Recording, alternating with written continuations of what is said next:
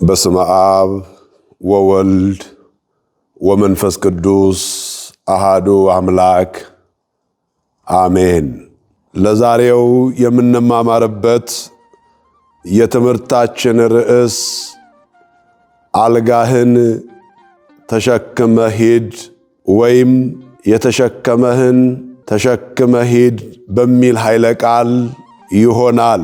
ይህንን ቃል የተናገረው በቃሉ ሁሉን የፈጠረ ደግሞም በቃሉ ብዙዎችን የፈወሰ ልዑል አምላካችን መድኃኒታችን ኢየሱስ ክርስቶስ ነው። ቃሉን የተናገረው ለሕመምተኛ ሰው መጻጉዕ ለሚባል ነው። የዐቢይ ጾም አራተኛው ሳምንት መጻጉዕ በመባል በቅዱስ ያሬድ ስያሜ አግኝቷል። መጻጉዕ የሚለው ስም በተለያየ ሕመም ተይዘው ለሚገኙ ወገኖች ሁሉ የተሰጠ የወል ስም ቢሆንም መታሰቢያነቱ ለ38 ዓመት ያህል በአልጋ ቁራኛ በደዌ ዳኛ ተይዞ ለነበረው ለአንድ ሕመምተኛ የተሰጠ ስያሜ ነው። ጌታችን መድኃኒታችን ኢየሱስ ክርስቶስ በዚህ በዮሐንስ ወንጌል ምዕራፍ 5 ቁጥር 1 ጀምሮ ስናነብ እንደምናገኘው የፋሲካን በዓል ለማክበር ወደ ኢየሩሳሌም በወጣ ጊዜ በዚያም 5 መመላለሻዎች ያሏት ቤተ ሳይዳ በምትባል መጠመቂያ ስፍራ ላይ ብዙ ሕመምተኞች እግዚአብሔርን ደጅ በሚጠኑበት ስፍራ አንድ ለ38 ዓመት በሕመም ተይዞ ከአልጋው ጋር ተጣብቆ ለሚኖር ለአንድ ሰው ምሕረትን ለማድረግ ለመፈወስ በስፍራው እንደተገኘ ቅዱስ መጽሐፍ ይነግረናል። ወደዚህም ሰው መጥቶ ጌታችን መድኃኒታችን ኢየሱስ ክርስቶስ ምን ላድርግልህ ትወዳለህ ብሎ እንደጠየቀው እርሱም መዳንን እንደሚፈልግ ጌታም በቃሉ አልጋህን ተሸክመ ሂድ እንዳለው ደግሞም ያም የፈውስ ዕለተ ሰንበት እንደነበር በዕለተ ሰንበት ይህንን ማድረግ እንደማይገባ ይቃወሙ የነበሩ አይሁድ እንደነበሩ ቅዱስ መጽሐፍ ጠቅለል ባለ መልኩ ይነግረናል። የትምህርታችን ርዕስም አልጋህን ተሸክመ ሂድ የሚል ሲሆን ቃሉም ተጽፎ የምናገኘው በዮሐንስ ወንጌል ምዕራፍ 5 ቁጥር 8 ላይ ነው።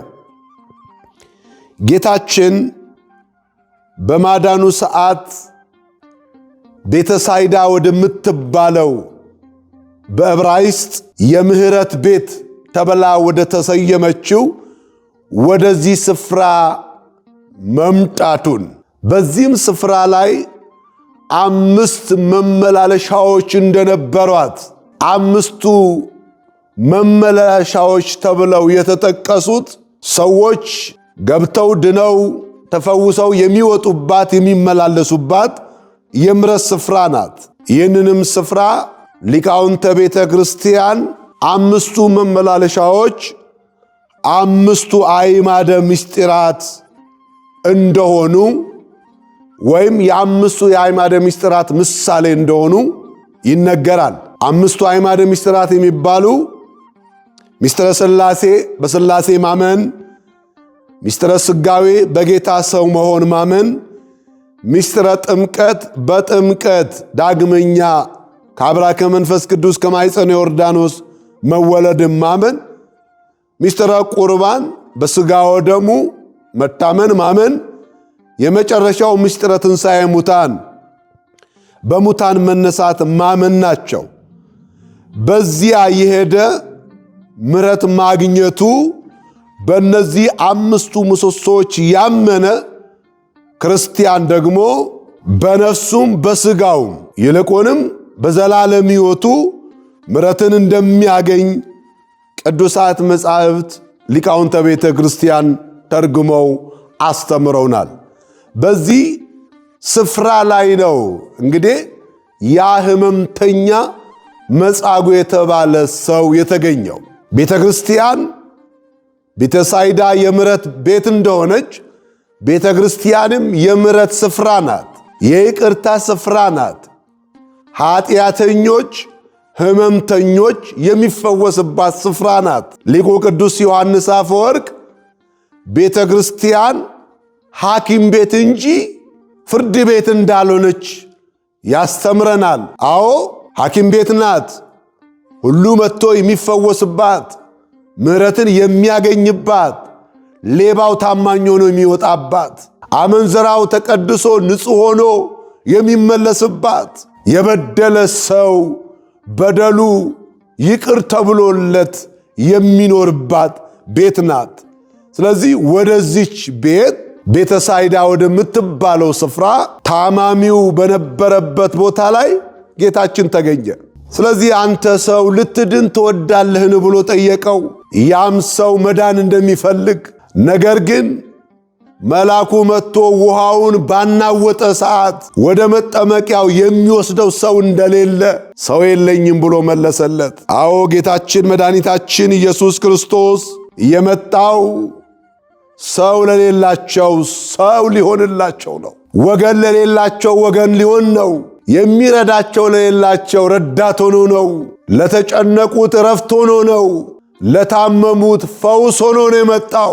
አዎ ዛሬም ወገን የሌላቸው በአገራችን በኢትዮጵያ በልዩ ልዩ ስፍራ ላይ የሰው ያለህ የሚሉ በሕመም በስቃይ በጭንቀት ውስጥ ያሉ ይልቁንም በዚህን ሰዓት ያለ በደላቸው ያለ ኃጢአታቸው ለሚገደሉ ቀኛቸውና ግራቸውን የማያውቁ ሕፃናት ለሚሰቃዩ የእግዚአብሔር ልጆች ሰው የለንም ለሚሉ ሰው ሊሆን ሰው ሆኖ እግዚአብሔር ልጅ ተገለጠ።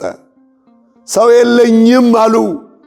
አዎ ወገኖቼ ዛሬ በብዙ ስቃይ ውስጥ ላላችሁ፣ እንደ በግ ለሚታረዱት ወገኖች፣ ለሚሰደዱ ወገኖች በሃይማኖታቸው ምክንያት በክርስትናቸው ምክንያት ለአንገታቸው ሰይፍ ለሰውነታቸው ስለት ለታዘዘላቸው ሰዎች እግዚአብሔር ልጆች ይሄ ወቅት ደስ የሚያሰኝ አይደለም። የሰው ያለ ብለው ይጮኻሉ። አዎ ብዙዎቻችን ለነዚህ ድምፅ ልንሆን ለነዚህ ወገኖች ሁላችንም ልንጮህ ይገባናል። አስገዳዮችም ገዳዮችም ንጹሕ መስለው በሚታዩበት ስፍራ የሰው ያለ ድረሱልን ብሎ ለሚጮኹ ፍትሕ ላጡ ወገኖች የእግዚአብሔር ልጆች ዛሬም እግዚአብሔር ዳኛ ነው። ዛሬ እግዚአብሔር ፈራጅ ነው። ገዳዮችም አስገዳዮችም እግዚአብሔር ያያቸዋል። ሰው ሆኖ መጥቶላቸው ሰው ሆኖ የተሰቀለላቸው መድኃኔዓለም የሞተላቸው ሰዎች ናቸው እናንተ የምትገድሏቸው። መጻጉዕ ሰው የለኝም አለ። ጌታም ሰው እንደሌለው አውቆ አልጋህን ተሸክመ ሂድ አለው። እንዴት ይገርማል! የተወደዳቸው የእግዚአብሔር ልጆች ከመጻጉዕ የምንማረው 3 ነገሮችን ነው። የመጀመሪያው ትዕግስቱን 38 ዓመት ሙሉ ከአልጋው ጋር ተጣብቆ የጠበቀ ይህ ሰው ትዕግስተኛ ነው። እኛ ዛሬ 38 ዓመት አይደለም 38 ሰዓታት 38 ደቂቃዎችን ከራስ ምታት ጋር መቆየት አቅቶን የምንበሳጭ የምናጉረመርም ነን። እግዚአብሔር በዚህ ሕመምተኛ ያስተምረናል። አዎ ዛሬ እግዚአብሔር ከጤነኞች ይልቅ በሕመምተኞች እያስተማረን ነው። እስቲ በየጸበሉ ስፍራ ሂዱ። እግዚአብሔር ይመስገን የሚለውን ቃል የምታገኙት ከሕመምተኞች ነው።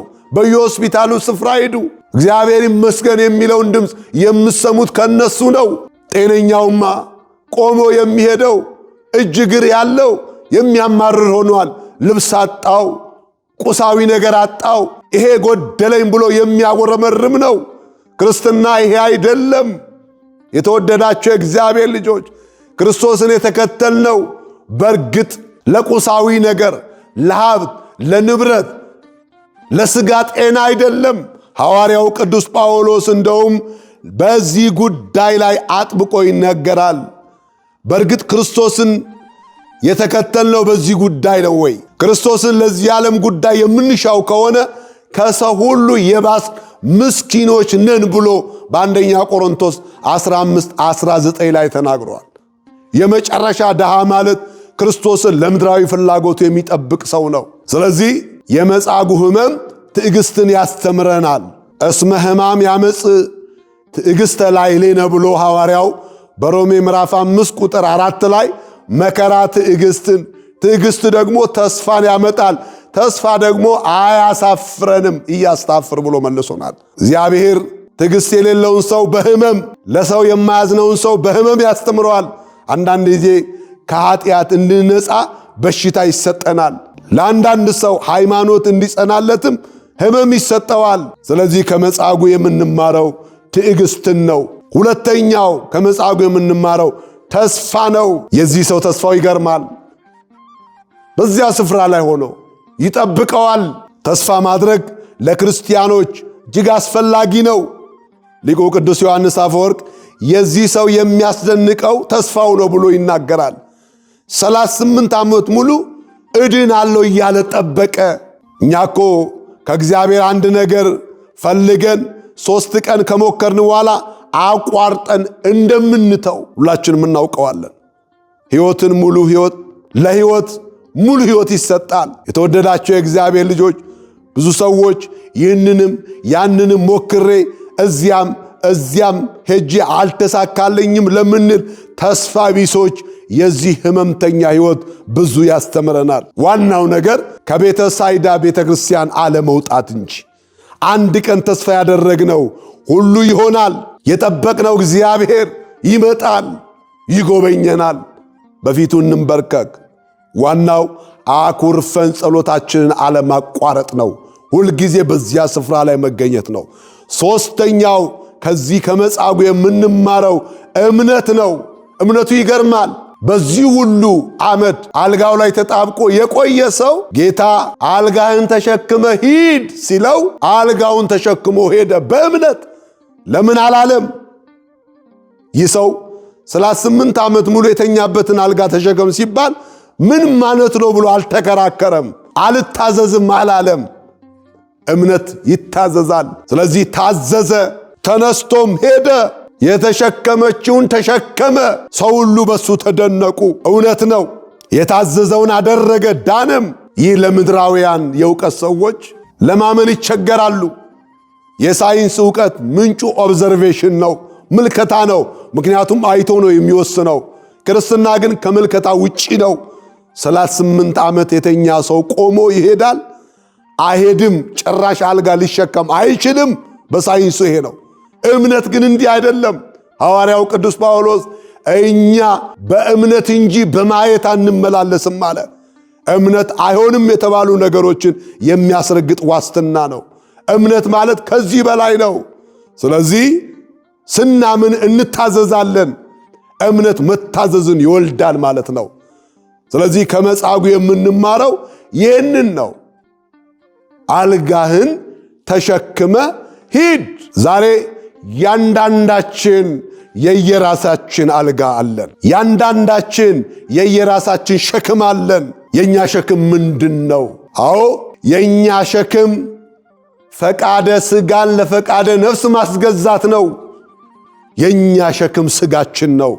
ሲሸከም የኖረውን ማለት ተኝተንበት የኖርንበትን፣ ስንወድቅ ስንነሳ፣ ስተት ስንሰራ፣ ወደ ዝሙት ሲገፋን፣ ወደ ሆዳምነት፣ ወደ ዘረኝነት፣ ወደ አንዳንድ አላስፈላጊ ነገሮች ሲገፋን የነበረውን ሥጋህን ግዛ ማለት ነው። ፈቃደ ሥጋችን ለነፍሳችን ስትገዛ ዛሬ ነፍሳችን በገነት ሥጋችንን በመቃብር ቆይቶ ኋላ ላይ በትንሣኤ ዘክብር ሥጋችን ነፍሳችን ተዋህደው መንግሥተ ሰማያት ይወርሳሉ። ስለዚህ አልጋህን ተሸክመ ሂድ ማለት ሲጥል የነበረውን ሥጋ ያዘውና በቃ በለው። እስከ ዛሬ አንተ ስትጥለኝ ይኖርሃል። አንተ ላይ ወድቄ ኖሬአለሁ፣ እንግዲህ ተሸክሜ ወደ ሰማይ ልሂድ ይበቃሃል ብሎ ማሰብ ነው። በአጠቃላይ አልጋህን ተሸከም ማለት ራስን ግዛ ማለት ነው። ለክርስቲያኖች የተሰጠን ራስን የመግዛት መንፈስ ነው። ጾም አንዱ ፈቃደ ሥጋን ለፈቃደ ነፍስ ማስገዛት ነው። ፈቃደ ነፍስን ለእግዚአብሔር ማስገዛት ማለት ነው። ሁለተኛው የተሸከመህን ተሸክመ ሂድ የተባለው ወይም አልጋህን ተሸከም የተባለው ሲሸከሙን የነበሩትን ተሸከማቸው ማለት ነው። በሕይወታችን ብዙ የተሸከሙን ሰዎች አሉ። ለምሳሌ ያህል ቤተሰቦቻችን፣ ጎረቤቶቻችን፣ መምህራኖቻችን ብዙ ተሸክመውናል። በተለይ በሥጋ የወለዱን ወላጆቻችን፣ እናታችን፣ አባታችን፣ እነዚህ ሁሉ እኛን ተሸክመውናል። እናቶቻችን አፈር በልተው አባቶቻችን ተዋርደው ከሰው በታች ሆነው ነው ያሳደጉን፣ ለዚህ ያበቁን። እነሱን መርዳት፣ እነሱን ማሰብ የተሸከሙንን መሸከም ነው። አልጋህን ተሸክመ ሂድ። ሌሎች ሰዎች እኛን እንደቻሉን እኛም እነሱን መሸከም እነሱን መቻል አለብን። በትዳር ሕይወታችን ባል ሚስቱን መሸከም አለበት ከነድካሙ፣ ሚስትም ባሏን መሸከም አለባት ከነድካም። ስለዚህ ድካማችን ብዙ ነው። ካልተደጋገፍን፣ ካልተረዳዳን ችግር ነው። ክርስትና ጥሎ ማለፍ አይደለም፣ ተደጋግፎ መሮጥ ነው። መጻጉዕ ትዝ ይላችኋል። ከፍ ባለ ቁጥር ላይ የጌታ መልአክ መጥቶ ውሃውን ባናወጠ ጊዜ ሁሉም ተሽቀዳድሞ ይገባል፣ እኔ ግን ሰው የለኝም ነበር ያለው። አዎ ሰው የለኝም አለ። እውነት ነው። በአዲስ ኪዳን ምሕረት ለሮጠ ለቀደም አይደለም፣ ከሚምር ከእግዚአብሔር ነው። ስለዚህ ቅዱስ መጽሐፍ የሚነግረን በዚህ እውነት ሆነን የተሸከሙንን ተሸክመን እንድንሮጥ ገላትያ ምዕራፍ 6 ቁጥር 3 ላይ አንዱ የአንዱን ሸክም ይሸከም ብሎ እንደተናገረ ክርስቲያኖች እርስ በርሳችን ተደጋግፈን ተሸካክመን የእግዚአብሔርን መንግሥት እንድንወርስ የእግዚአብሔር ቸርነት፣ የእመቤታችን አማላጅነት፣ የቅዱሳን ጸጋና በረከት ከሁላችን ጋር ይሁን። ወስብሐት ለእግዚአብሔር።